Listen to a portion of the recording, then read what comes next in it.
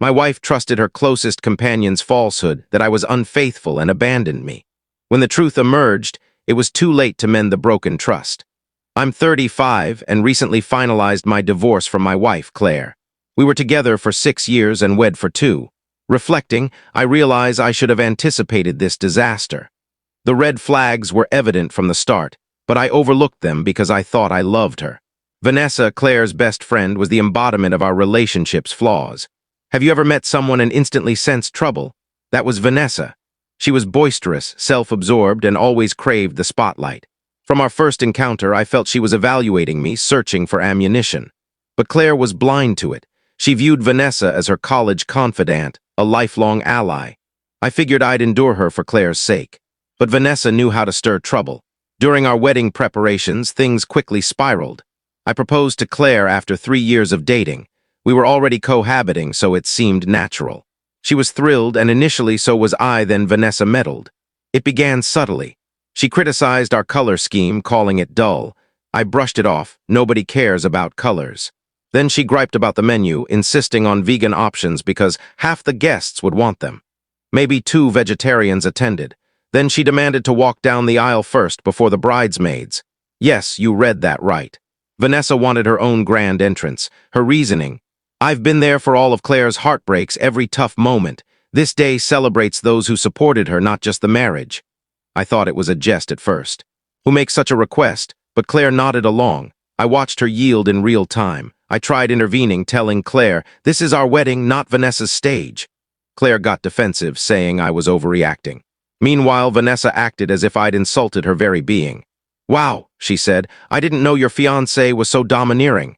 That stung, but instead of defending me, Claire relented. It's just one small thing, she said later. If it makes her happy, what's the harm? So Vanessa got her moment. She strutted down the aisle like it was her wedding. I felt my parents' sidelong glances from the front row, but I clenched my jaw and smiled for the photos. I assumed post-wedding this nonsense would fade. Vanessa would have less sway. A massive miscalculation. Vanessa didn't recede after the wedding. If anything, she became more intrusive. Claire and I would discuss weekend plans, and Vanessa's name would surface predictably. Oh, I invited Vanessa to join us, Claire would say. Or Vanessa suggested we try this restaurant instead. It was as if we couldn't decide without her input. I tried addressing it gently with Claire. I appreciate your friendship, but Vanessa's too involved. Can we set boundaries? Claire bristled. She's my best friend, she said. I can't exclude her. You don't understand her role in my life. Maybe I didn't. I wasn't there for their college years or past heartbreaks. But I knew Vanessa disrespected me and our marriage, and Claire was too focused on their bond to see it. I hoped Vanessa wasn't deliberately sabotaging me. Maybe she just couldn't step back. Deep down, I knew better. Vanessa disliked me, plain and simple. The more she inserted herself, the clearer it became. I don't know why I didn't take a stand sooner. Maybe I thought it wasn't worth the fight, or I feared pushing Claire away. That was my mistake. By staying quiet, I let Vanessa think she could meddle unchecked. I realized too late how deeply she'd entrenched herself. After a year of marriage, Claire and I had found a rhythm. Work, date nights, weekend TV marathons. Things weren't flawless, but they were pleasant. Calm, even, until Vanessa showed up at our door, weeping like her world had collapsed. It was a Friday night. Claire and I were set to make tacos and watch a film. I was chopping onions when the doorbell rang. Claire answered, and within moments I heard Vanessa's wails. I peeked around the corner. She was clutching Claire like a lifeline, mascara streaking her face, a duffel bag slung over her shoulder.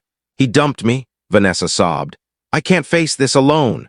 Claire led her inside, giving me a look that promised a later discussion. I stood there, knife in hand, feeling like I'd stumbled into a nightmare. Vanessa collapsed on our couch, ranting about how her boyfriend of 2 years, Tyler, had ended things via text, claiming they weren't compatible. Vanessa insisted she'd been the perfect partner, and Tyler was just emotionally stunted. Do you have somewhere to stay tonight? Claire asked softly. Vanessa sniffled, glancing at me in the kitchen. No, she said, I can't face my parents. They'll just say I told you so. And my other friends are busy. I had nowhere else to go. I saw where this was headed, and I wasn't thrilled. Sure enough, Claire turned to me. Is it okay if Vanessa stays a few days just until she's stable? What could I say? No, your friend can't stay even though she's a mess. So I nodded, forcing a smile. Of course. At first, I tried to be patient. Vanessa was heartbroken. I understood. Breakups sting. For a few days, I stayed out of her way, letting Claire handle her. But by week's end, it was clear a few days would drag on indefinitely. Vanessa wasn't just staying, she was taking over. Our tidy guest room became a disaster zone. Clothes were strewn across the floor, bed, and chair. Empty coffee cups and takeout containers piled up on the nightstand. It looked like a teenager's room post-breakup, except Vanessa was 34. She claimed the living room, blasting reality TV at full volume and hogging the couch. Twice, I came home from work to find her sprawled in pajamas, munching from a giant chip bag while watching a dating show. She barely acknowledged me, muttering "hey" between bites. The kitchen wasn't spared. Vanessa wasn't a skilled cook, but that didn't stop her from using our cookware like she was on a cooking show audition. The problem? She never cleaned up. I'd wake to a sink full of dirty dishes and odd, half-eaten meals on the counter. I raised it with Claire one night. "I know Vanessa's struggling," I said, "but she's treating our home like a hotel. It's not fair." Claire seemed conflicted. "I know it's annoying, but she has nowhere else. She just needs a bit more time." "A bit more time?" I said. "It's been 2 weeks. How much longer do we tolerate this?" Claire sighed. "I'll talk to her." But her talk changed nothing. Vanessa flipped the script, playing the victim. "I'm sorry my presence is such a burden," she said dramatically, eyes welling. "I'll leave if that's what you want." Claire rushed to soothe her. "No, it's not like that. We just want to ensure you're okay." It was maddening. Vanessa knew how to manipulate Claire, and Claire fell for it every time. The breaking point came about a month in. One Saturday morning, I went to the backyard to grab tools for a DIY project. To my shock, I found my power drill, saw, and other tools scattered across the patio. Vanessa sat on the grass, painting random wooden scraps in garish neon colors. "What's this?" I asked, gesturing to the mess. She looked up unfazed. "Oh, it's for therapy. My counselor suggested creative outlets to process my feelings." I stared. "You used my tools without asking," she shrugged. "I didn't think you'd care." I was done. I stormed inside to Claire in the kitchen.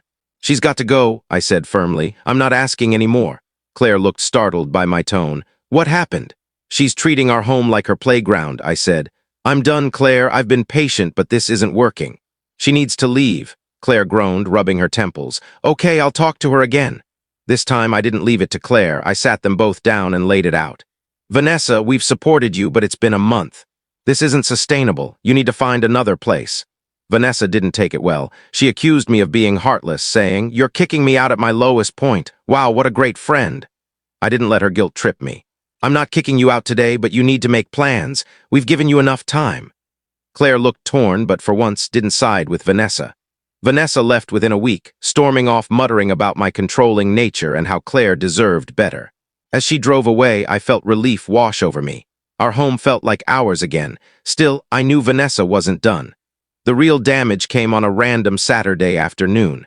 Claire went for her usual brunch with Vanessa. I wasn't thrilled, but I'd stopped commenting on their meetups. What was the use? Vanessa would always be in Claire's life. I stayed home, planning to use the quiet time for errands, groceries, laundry, yard work. When Claire returned, I was unloading groceries in the kitchen. I greeted her as usual, but something was off. She muttered, "Hey," and headed straight to the bedroom. I stood there, holding a bag of apples, wondering what I'd done to upset her. Maybe she was just tired. I let it go and continued unpacking. But Claire stayed distant all day.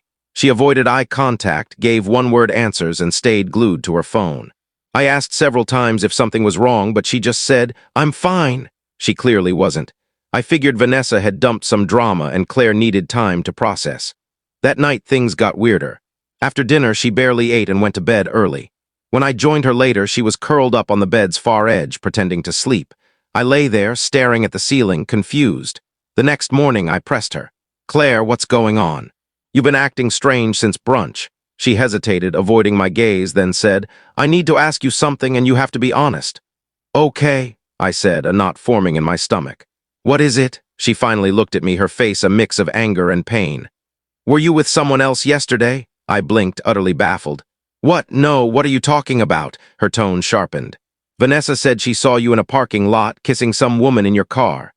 I almost laughed at the absurdity, but Claire's serious expression turned my shock to frustration. "Claire, that's nonsense. I wasn't with anyone. I was grocery shopping." "She described your car," Claire snapped. "She said you were wearing your brown jacket. She even knew the parking lot by the strip mall near Main Street." I felt like I was in a bad dream. Yeah, because I was at that strip mall. That's where the store is. I wasn't kissing anyone. I was buying milk and bread. Claire crossed her arms, glaring. Then why would Vanessa say she saw you? That question infuriated me. Not could she be mistaken, but why would she lie? I don't know, Claire, I said, my voice rising. Why don't you ask her? I didn't do anything wrong. But she wasn't listening. I don't know what to believe, she said quietly, shaking her head. Vanessa wouldn't lie about something like this. That hit like a blow to the chest. She didn't know what to believe. After 6 years, she doubted me over Vanessa. I stood pacing. You've known me for 6 years. Do you really think I'd cheat in a parking lot of all places? Does that sound like me? Claire didn't answer, staring at her hands. I need time to think, she whispered. The next few days were awful. Claire barely spoke to me. She moved to the guest room, claiming she needed space. Every time I tried discussing it, she shut me down. I'm not ready to talk, she'd say. Or I need more time. I was in a fog of anger and disbelief. Vanessa thrived on this chaos, but why go this far? Did she hate me that much? More troubling was Claire's reaction. Her lack of faith in me spoke volumes about our marriage. If she trusted Vanessa over me, what did that say about us? A week later, Claire left, packing her things. She didn't say where she was going, just that she needed to figure things out. I didn't fight it. I was too exhausted. The next morning, I got a text. I think it's best we separate for now. My lawyer will send the paperwork. That was it. No discussion, no effort to resolve things, just a text and a lawyer. It felt like our marriage was discarded over one baseless story. Part of me wanted to fight to prove my innocence, but another part was done. If she could throw us away so easily, maybe I didn't want to fix it. The next few weeks were brutal. Our split became public, and Vanessa ensured everyone heard her version. Mutual friends acted odd, avoiding me or making vague comments about working on myself. Even my family asked uncomfortable questions like, is there any truth to it? It was a nightmare. Everywhere I turned, I was reminded how quickly people turn on you. Claire stayed silent, no calls, no texts, just nothing. At first, I was livid, angrier than ever. But as weeks passed, the anger cooled into something harder. If Claire didn't trust me enough to talk, maybe I didn't need her. I wasn't going to beg someone who didn't believe in me. Let her stay under Vanessa's influence. I was done fighting for a marriage where I was always second to her friend. If this was the end, so be it. 2 months after Claire left, on a Thursday evening, something unexpected happened. I was eating dinner, scrolling my phone, when a text came from an unknown number. Hi, this is Sophie. I know Vanessa lied about you. Can we talk? I stared, trying to play Sophie. A vague memory from a party Vanessa and Claire dragged me to years ago. Why contact me now? I almost ignored it, but her words. I know Vanessa lied sparked curiosity. I replied, what do you mean, what lie? She responded instantly. About the cheating. Vanessa admitted she made it up. I think you should see the proof. The next day, Sophie and I met at a downtown coffee shop. She was at a window table, fidgeting with her phone. I sat opposite her, feeling curious yet apprehensive. Thanks for meeting me, she said awkwardly. I wasn't sure you'd come. Here I am, I said. What's this about Vanessa lying? She pulled out her phone and opened a text thread. I've known Vanessa a long time, but I couldn't stay silent. You deserve to know the truth. She handed me the phone and I read. The messages between her and Vanessa were jaw-dropping. Vanessa, OMG, Claire finally left him. She totally bought it. Lol, poor FR, Sophie. Wait, what are you talking about? Vanessa, I told her I saw him kissing some chick in his car. Her face was priceless. Sophie, are you serious? Why would you do that? Vanessa, he's a controlling jerk and she's too dumb to see it. I had to help her. I kept scrolling, hands shaking with rage. It got worse. Vanessa, their marriage was doomed anyway. Claire's so gullible she'll believe anything I say. Sophie, this is messed up. Vanessa, whatever. She's better off without him. And I don't have to hear about her perfect marriage anymore. Gag, I couldn't read more. I handed the phone back, jaw tight. She really said that? I asked, voice low. Sophie nodded, visibly upset. Yeah, she bragged like it was a trophy. I didn't believe it at first, but when she mocked Claire for being naive, I saw how twisted it was. I sat, processing. Vanessa didn't just lie. She deliberately destroyed my marriage, mocking Claire in the process. She betrayed her friend out of jealousy and spite. Why tell me now? I asked. Why not sooner? Sophie looked at her coffee. I was scared. Vanessa's intense, but I couldn't stay quiet. It's not fair to you or Claire. I took screenshots and thanked Sophie. Driving home, I wasn't just angry, I was livid. At Vanessa for her manipulative malice, at Claire for falling for it, at myself for letting Vanessa's influence fester. But mostly I felt vindicated. For months, I'd carried a cloud, questioning what I could have done better. Now I had proof it wasn't my fault. Vanessa had set me up and Claire fell for it. At home, my anger cooled into resolve. I wouldn't lash out or confront anyone. I'd handle it properly. I sent the screenshots to my lawyer with a note. "This is what happened. Advise how we can use it." I stared at my phone, debating texting Claire. Part of me didn't want to. What was the point? She'd shown her loyalty. But another part thought she deserved the truth, even if it changed nothing. I typed, "We need to talk, it's important." Her reply came fast. "What do you want?" I kept it brief. "I have proof Vanessa lied. Can we meet? You need to see this." After a long pause, she said, "Fine, tomorrow afternoon, where?" I suggested a park near her new place. She agreed. I didn't want to win her back. I was past that. But I needed her to know the truth, if only to clear my name. Part of me wanted to throw the screenshots at her and walk away. But I knew I had to stay calm, not seem desperate or bitter. When Claire arrived, she looked cautious, nervous in a hoodie and jeans, lacking her old confidence. She gave a small wave and approached. "What's this about?" she asked, arms crossed. I didn't hesitate, opening the screenshots and handing her my phone. "Read this," I said evenly. Claire looked confused, then took the phone and scrolled. Her face was blank at first, but as she read, her expression changed. Eyes widening, mouth dropping, face paling by the end. She handed the phone back, hands trembling. "She lied," she whispered almost to herself. "Yeah," I said, keeping my voice steady. "She made it all up to break us up and thought it was funny." Claire sat on the bench beside me, staring at the ground. "I didn't know," she said softly. "I never thought she'd." "You didn't think she'd lie?" I cut in, sharper than intended. "That's the issue, Claire. You didn't think. You believed her and threw me away without a second thought." She flinched but stayed silent. "Do you know how humiliating it's been?" I continued. "Friends, family, even coworkers looked at me like I was scum, all because you didn't take a moment to ask me what happened." Tears welled in her eyes. "I thought I was doing the right thing," she said. "Vanessa's been my friend for years. I trusted her." "That trust cost you our marriage," I said bluntly.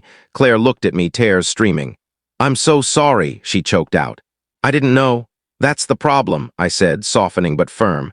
"You didn't know because you didn't give me a chance. You trusted her over me, and that shows how you valued our relationship." We sat in silence, the weight heavy between us. Finally, Claire spoke. "I'll cut her off," she said quietly. "I'll never speak to her again. We can fix this. Counseling, anything, I'll do whatever it takes." I sighed, running a hand through my hair. Part of me wanted to believe her, but the damage was done. She'd chosen Vanessa over me without hesitation. "I don't think we can fix this," I said finally. "It's not just Vanessa. It's how easily you believed her, how little you trusted me. That's not something we can just work through." Claire cried harder. "I was stupid," she sobbed. "I should have talked to you, trusted you. Please, one more chance." I shook my head. "I'm sorry, Claire, but I can't. It's not just forgiveness, it's trust. Once that's gone, it's nearly impossible to rebuild." She kept crying. I almost felt pity, almost.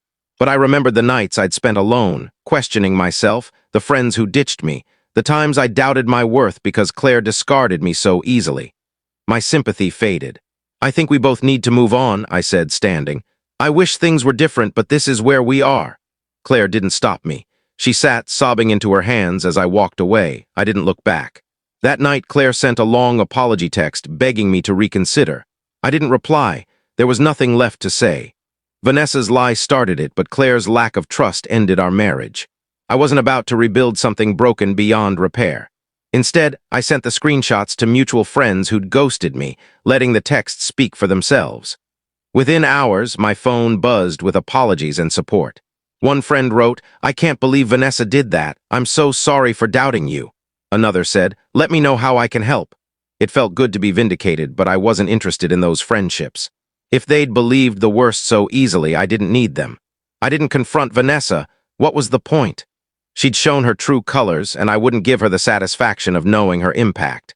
Days later, I heard through mutual friends that Vanessa was ostracized. "You won't believe this," Hannah said, "but Vanessa's been cut off by our group." Sophie had shared the screenshots, and the story spread. Vanessa tried claiming she was protecting Claire, calling me controlling, but no one bought it. "She's spiraling," Hannah said, laughing. Curious, I checked Vanessa's profiles incognito. She'd posted rants about fake friends abandoning her for trying to help. One read, "Guess people can't handle the truth. I stood by Claire and now I'm the villain." The comments weren't kind. People wrote, "You didn't help, you ruined a marriage," and look in the mirror before blaming others. It was satisfying to see her face consequences. Claire wasn't faring well either. She'd moved back with her parents and things were tense. Her mother, always wary of Vanessa, was furious when she learned the truth. A friend mentioned a heated argument where her mom said, "You threw away a good man for a liar. How could you be so foolish?" Harsh, but not wrong. Claire tried rebuilding, but her efforts to reconnect with friends got mixed results. Some forgave her, most didn't, wary of her quick betrayal. "She looks miserable," Hannah said, trying to act strong, but she regrets everything. Weeks later, Vanessa lost her job. Sophie texted, "Thought you'd want to know, Vanessa got fired." Her reputation had spread at work and coworkers shunned her. Her manager cited interpersonal issues for letting her go. "I'd like to say I felt bad, but I didn't."